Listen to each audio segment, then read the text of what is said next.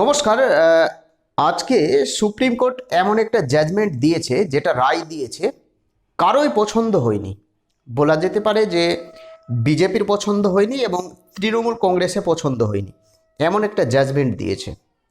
প্রথম জাজমেন্ট হচ্ছে ওয়াকফ বিল নিয়ে যা যা স্টে অর্ডার দিয়েছে বা যা যা খানিকটা রায় দিয়েছে আপাতত 5ই মে পর্যন্ত, সেটা বিজেপির একেবারে পছন্দ হয়নি, অর্থাৎ বিজেপি বিরোধী জাজমেন্ট বলা যেতে পারে।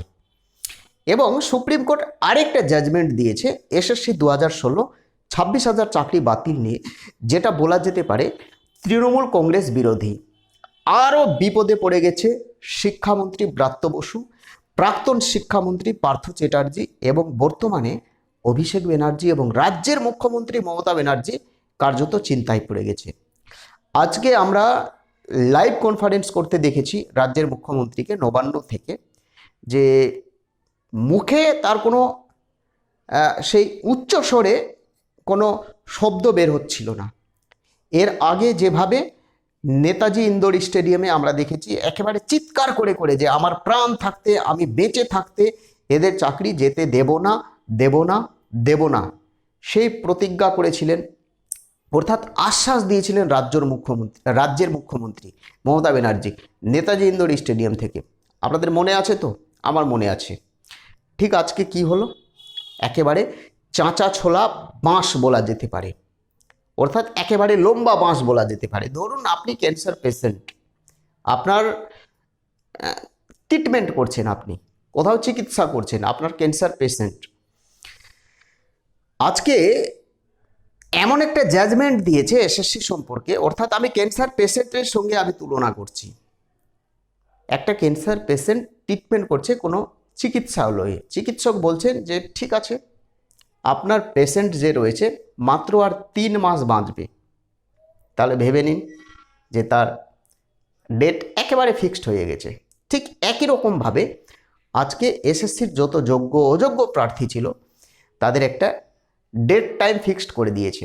অযোগ্য প্রার্থী চাকরি তো বাতিল, কিন্তু আমি যোগ্য প্রার্থীর ক্ষেত্রে বলছি যে 31শে ডিসেম্বর পর্যন্ত তারা কিন্তু চাকরি করতে পারবে। 31শে ডিসেম্বর পর্যন্ত।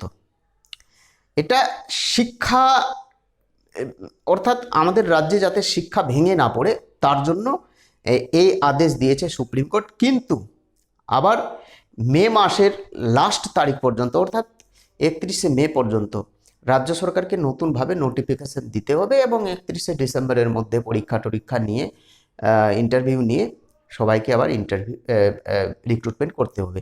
এই ধরনের রায় দিয়েছে। কিন্তু বিষয়টি হচ্ছে, যারা যোগ্য প্রার্থী রয়েছে তারা এসএসসি অফিসের ইট খুলে নেবে, ছেড়ে কথা বলবে না। এবং যারা অযোগ্য প্রার্থী রয়েছে, যারা টাকা পয়সা দিয়েছে, মাল্লু দিয়েছে যে সমস্ত নেতা নেত্রীকে, এবং যে সমস্ত নেতা নেত্রী মাল্লু খেয়েছে, তারা 100% তিহার জেল যাইং অ্যান্ড চাক্কি পিসিং হচ্ছে। এই টাকা কিন্তু কালীঘাট পৌঁছেছে, প্রত্যেকে জানেন। আমি সেই বিষয়ে মুখ খুলছি না। ভাইপো এগেরা একেবারে টেনশনে পড়ে গেছে। আমার মনে হচ্ছে তারা রাজ্য ফাজ্য ছেড়ে দেবে, চোখের ডাক্তার ফাক্তার দেখাচ্ছে, সেই বাহানা করে রাজ্য না ছেড়ে দেয়। যেমন শেখ হাসিনা বাংলাদেশ ছেড়ে দিয়েছে, ঠিক আমাদের বাংলার ওই মন্ত্রী মানে বাংলানে ছেড়ে দেই। যাই হোক, অনেক বিষয় হয়েছে।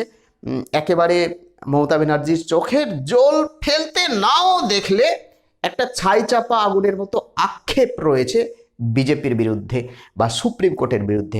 আজকে কিছু বলতে পারেনি, একেবারে অসহায় হয়ে গেছে।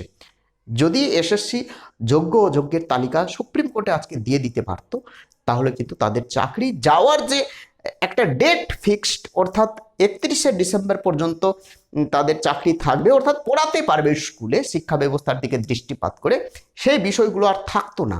বলা যেতে পারে একেবারে পুরো বাঁশ খেয়ে গেছে যোগ্য প্রার্থীরা। 100% নিশ্চিত থাকুন, যে সমস্ত দালাল নেতা মন্ত্রী টাকা খেয়েছে তারা কেউ বাঁচতে পারবে না, কেউ বাঁচতে পারবে না, নিশ্চিত থাকুন। কিছু বলার থাকলে কমেন্ট করে জানাবেন। প্রত্যেকে ভালো থাকবেন, সুস্থ থাকবেন। নতুন হয়ে থাকলে চ্যানেলটিকে সাবস্ক্রাইব করে দেবেন। জয় হিন্দ।